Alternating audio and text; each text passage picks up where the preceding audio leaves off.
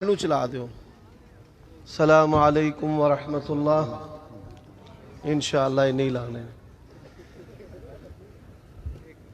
ان الحمد للہ وحدہ والصلاة والسلام علی من لا نبی بعدہ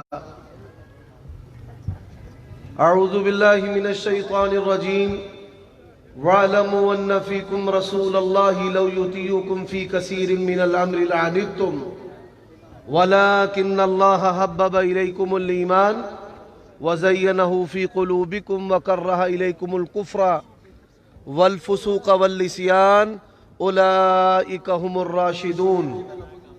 کیا مسئلہ بھائی؟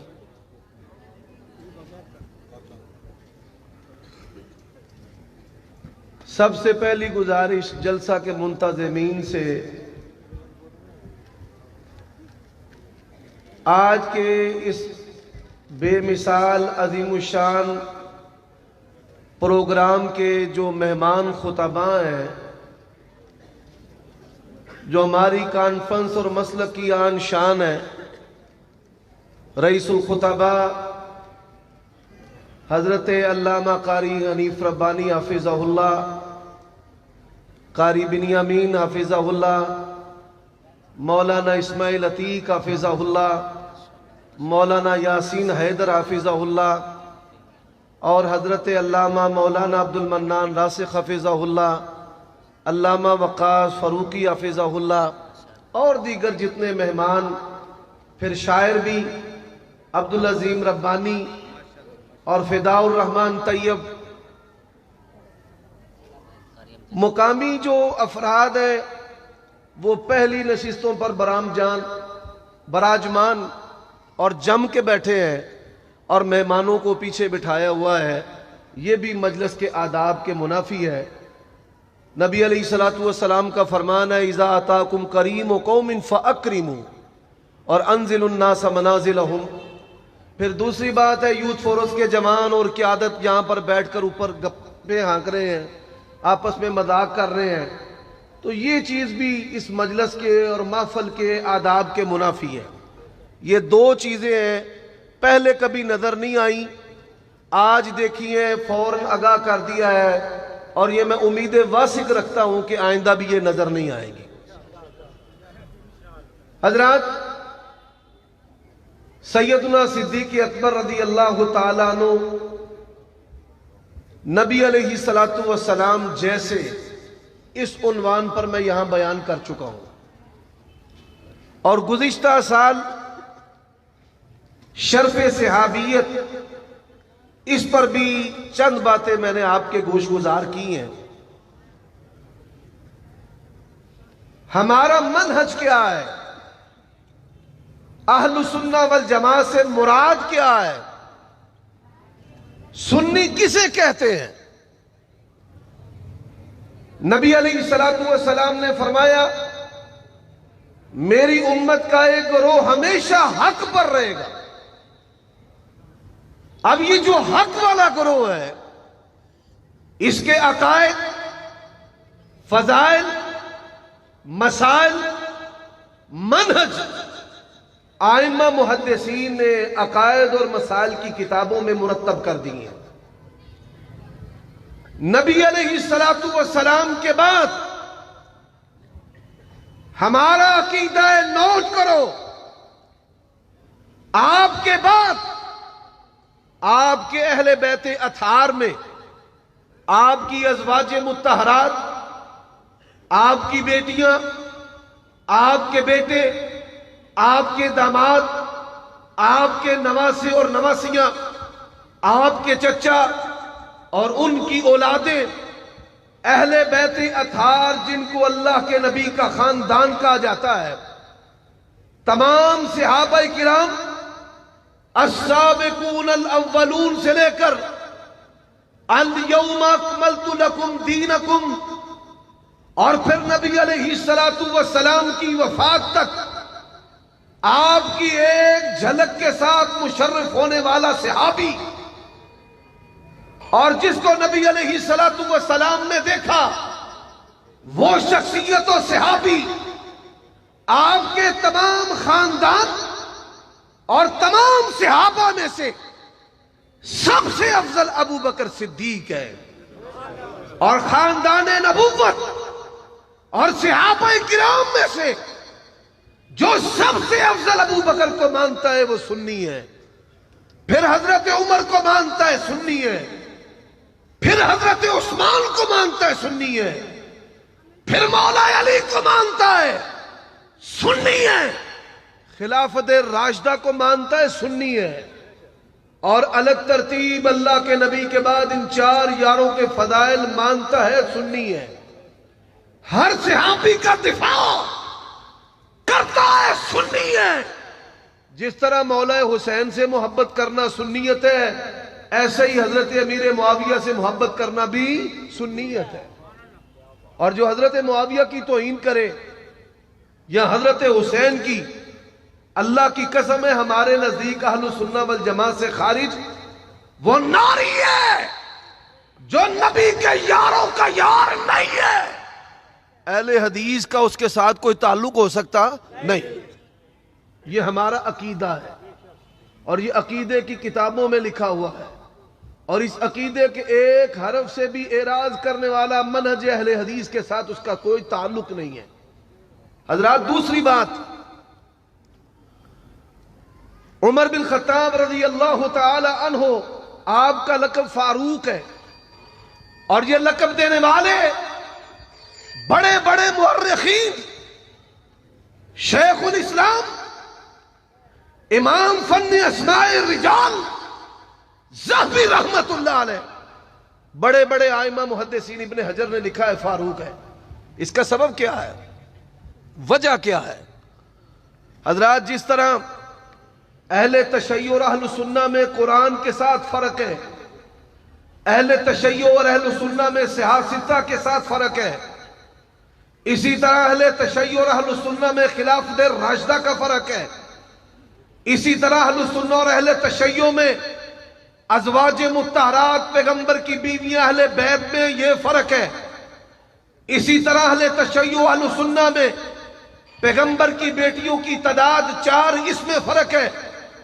حضرات، اسی طرح اہل تشیع اور اہل سنت کے اندر بنیادی فرق کرنے والی جو شخصیت ہے وہ فاروق ہے۔ فاروق الفارق بین الکفر والاسلامی، کفر اور اسلام کے اندر فرق کرنے والا، باطل اور حق کے اندر فرق کرنے والا، نبی کے یاروں اور آپ کے دشمنوں میں فرق کرنے والا کون ہے؟ عمر بن خطاب رضی اللہ تعالی عنہ۔ اور شیعہ کو جتنی نفرت حضرت عمر کے ساتھ ہے، کسی اور کے ساتھ اتنی نفرت نہیں، عثمان کے ساتھ بھی نہیں، سیدنا معاویہ کے ساتھ بھی نہیں، ابو بکر صدیق کے ساتھ بھی نہیں۔ اس کا سبب کیا ہے؟ اور سنو، خلافت راشدہ کی جو بنیاد ہے وہ عمر بن خطاب کی رائے پر کھڑی ہے۔ اللہ کے نبی دنیا سے چلے گئے، مہاجرین و انصار جمع ہے، ایک نے کہا انصاریوں نے جگہ دی ہے، بیٹیاں دی ہیں، مکان دیے، کاروبار دیے، حق ان کا ہے۔ والذین آووا ونصروا اولئک هم المؤمنون حقا۔ اور صدیق تیری صداقت کے کیا کہنے، آگے بڑھے، کہا اللہ کے نبی نے کہا الائمۃ من قریش، انصاریوں تم وزیر ہو، اگر کوئی امیر ہوگا تو قریشیوں میں سے ہوگا۔ اور کسی نے صدیق کی صداقت پر نہ دانت کو حرکت دی ہے نہ انگلی کو اٹھایا ہے، سر خم تسلیم ہے۔ اب قریشیوں میں سے کس کو بنایا جائے؟ حضرت ابو بکر صدیق نے رائے پیش کی عمر بن خطاب کو بنا لو۔ اور ظالموں، منہ کھول کر باتیں کرتے ہو، کو کرسی کو چاہنے والے تھے؟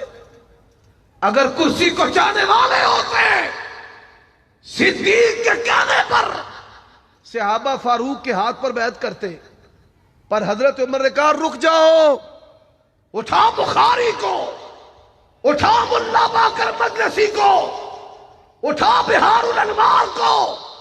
عمر بن خطاب نے کہا رک جاؤ، انظروا من احبونا الی رسول اللہ صلی اللہ علیہ وسلم فبایعوہ، یہ دیکھو ہم سب میں سے بڑھ کر اللہ کے نبی کا محبوب کون ہے؟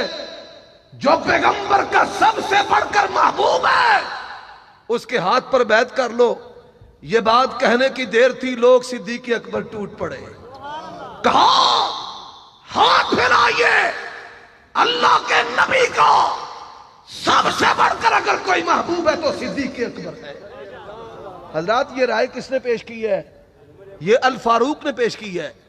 اور پھر آگے چلیے، حضرت فجر کی نماز میں زخمی ہو گئے، صحیح بخاری کے اندر حدیث ہے، فضائل عثمان بن عفان کے ہیں، اور دیکھیے جب صدیق اکبر نے نام پیش کیا اپنا نام پیچھے لے لیا، کہا مجھے حاجت نہیں، اور جب دنیا سے جا رہے ہیں کہا میری اولاد میں سے کسی کو حاکم نہیں بنانا۔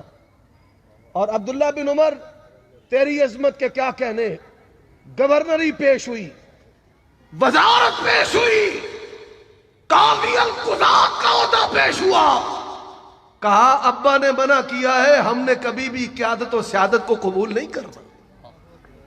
حضرت آپ کے بعد کون خلیفہ ہوتا؟ سننے والی بات ہے۔ فرمایا اگر ابو عبیدہ بن جراح زندہ ہوتے میں ان کو خلیفہ بنا دیتا۔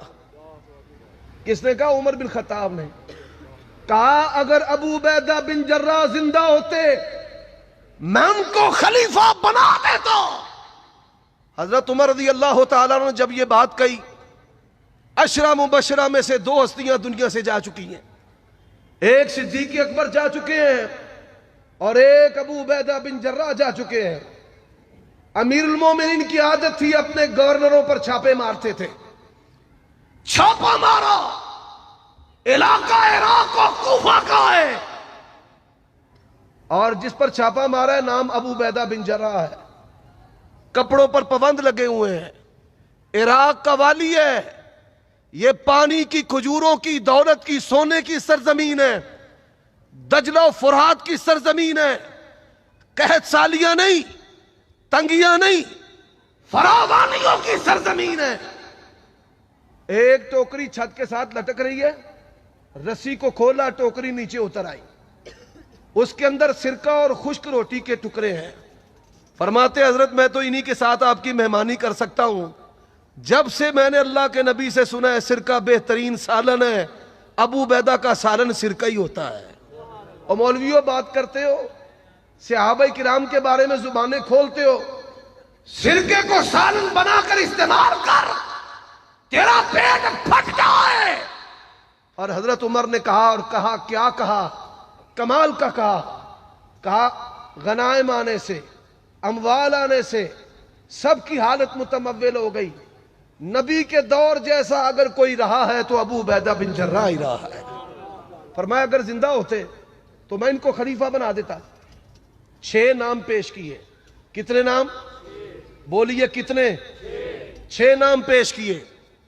حضرات یہ سعید بن زید ہے، ان کا نام پیش نہیں کیا، بڑے زاہد و عابد ہیں، رشتہ دار ہیں عمر بن خطاب کے، ان کو بھی چھوڑ دیا کہ میرے خاندان کا کوئی بندہ نہ ہے قیادت و سیادت کے اندر۔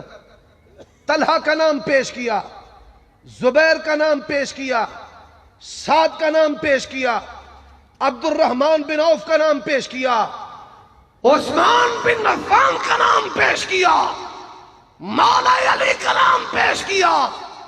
3 کہتے ہیں ہم تو خلافت کا کام سنبھال نہیں سکتے، حکومت ہمارے بس کا کام نہیں ہے۔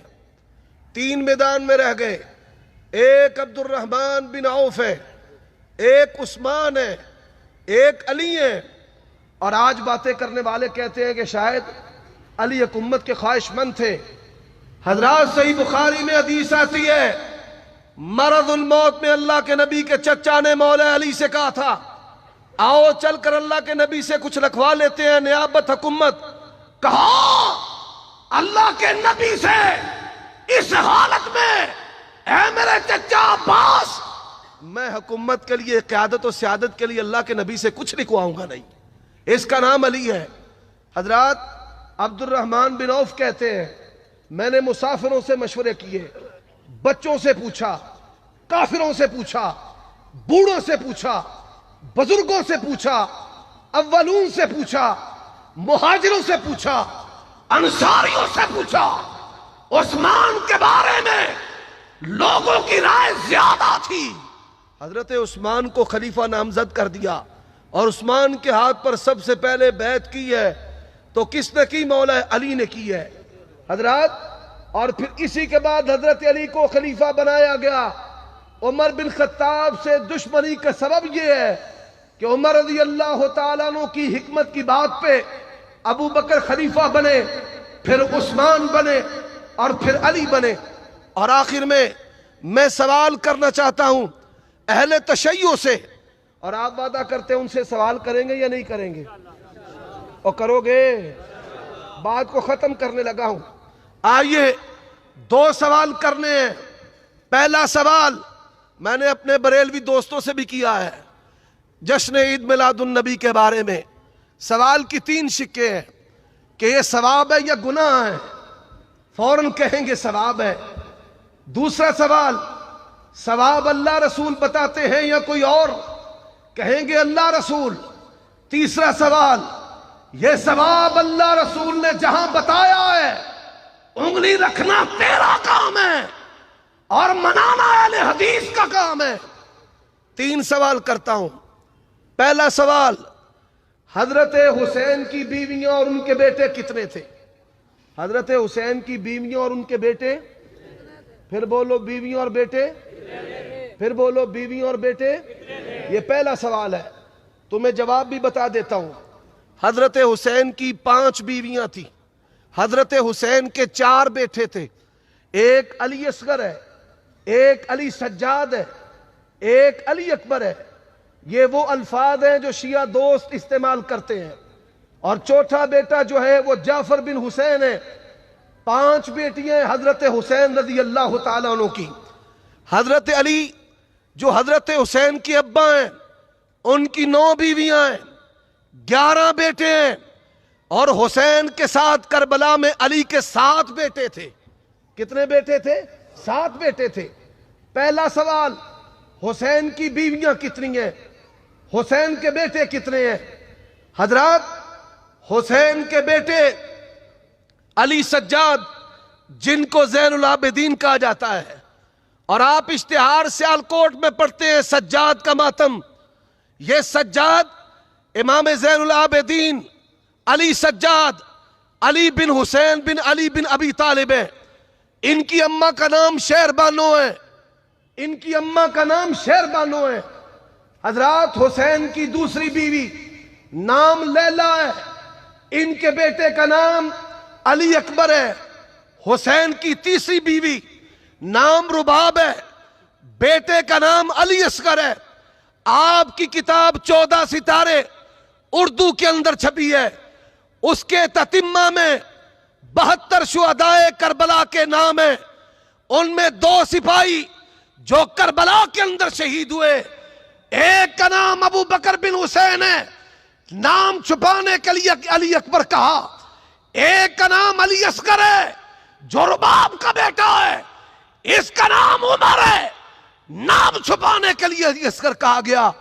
اگر حوالہ غلط ہو، رب ذوالجلال کی قسم ہے موت تک منبر پہ چڑھنا چھوڑ دوں گا۔ پہلا سوال ہے حسین کی بیویاں بتاؤ، حسین کے بیٹے بتاؤ۔ دوسرا سوال، بیویوں کے نام بتاؤ، ان کے بیٹوں کے نام بتاؤ۔ اور تیسرا سوال، 72 شہدائے کربلا اور کربلا میں جامیں دینے والے جو حسین کے بیٹے ہیں، پھر ان کے نام بتاؤ۔ جب تینوں سوالوں کے جواب آئیں گے تو نام کیا آئے گا؟ ایک کا نام ابو بکر بن حسین ہے اور دوسرے کا نام عمر بن حسین ہے۔ حضرات، مولا علی کے 11 بیٹے ہیں، ایک کا نام حسن ہے، ایک کا نام حسین ہے، ایک کا نام محسن ہے، تینوں فاطمہ کے بطن سے ہیں۔ آئیے، مولا علی کے بیٹے کا نام ہلال بن علی ہے، جعفر بن علی ہے، عبداللہ بن علی ہے، عبید اللہ بن علی ہے، محمد بن علی ہے، ابو بکر بن علی ہے، عمر بن علی ہے، اور عثمان بن علی ہے، اور آپ ان کی کتابیں اٹھائیں. اور آخری سوال میں جو کرنا چاہتا ہوں، آپ ان سے پوچھو کہ جب نیزوں پہ اٹھایا جا رہا تھا، علی اصغر کی ڈولی کا ماتم کرنے والوں، علی اکبر کی مہندی نکالنے والوں، زینب کی چادر کا ماتم کرنے والوں، جب زینب کی چادر کو بقول تیرے پمال کیا جا رہا تھا تو یہ کہاں تھے؟ آج تک کوئی مائی کلال بتا نہیں سکے گا. حسین کا نام لے کر سینہ پیٹنا آسان ہے، گردن کٹانا مشکل ہے. حضرات، یہ ہوائی کسی دشمن نے اڑائی ہوگی کہ صحابہ اور اہل بیت میں جدائی ہوگی. محمد الرسول اللہ والذین معہ اشداء علی الکفار رحماء بینہم. اللہ ہمیں سمجھنے کی توفیق عطا فرمائے.